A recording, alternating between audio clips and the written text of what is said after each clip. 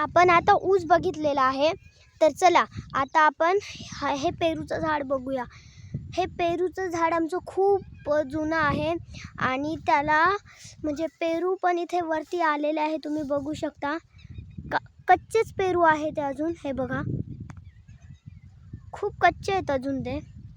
आणि हे बघा इकडे वरती पण आलेले आहेत, इकडे वरती हे बघा इथे पण आलेले आहेत आणि इकडे वरती आहे का थांबा आपण बघूया।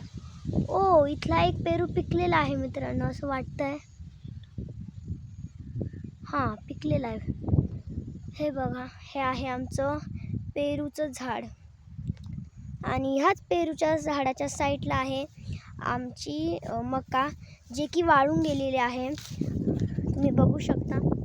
आणि इकडे आहे आम्ही हा घास रोज कापायला येतो, तुम्ही बघू शकता, ज्याचे की आम्ही मागे व्हिडिओ पण खूप सारे टाकले होते। हा घास आम्ही कापायला येत असतो, तुम्ही बघू शकता। हे बघा ऊन पण पडलेलं आहे।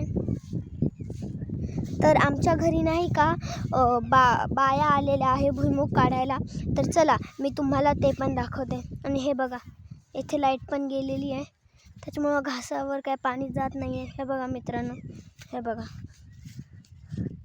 दंडात पाणीही नाही एवढं, तुम्ही बघू शकता। हे बघा लाईट गेलेली आहे, त्याच्यामुळे ते बारं पण काय चालू नाही आहे। हे बघा, नाहीतर इथं मगाशी घासावर पाणी जात होतं, बघू शकता। चला तर आता आपण जाऊया भुईमुगाच्या वावराकडे। चला तुम्हाला दाखवते मी आमचं भुईमुगाचं वावर। तर हे बघा मित्रांनो, मी तुम्हाला आमचं भुईमुगाचं वावर लांबूनच दाखवणार आहे, थांबा मित्रांनो। हे बघा हे आहे इकडं आमचं भुईमुगाचं वावर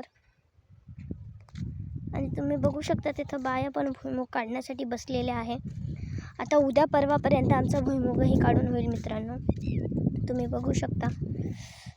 हे बघा हे बघा, आणि इकडे भुईमुग आहे पण तो ह्या गवतामुळे दिसत नाही आहे। आणि हे बघा ही आहे आमची मका, जी की अजून छोटीशीच आहे, तुम्ही बघू शकता। ही आहे मका।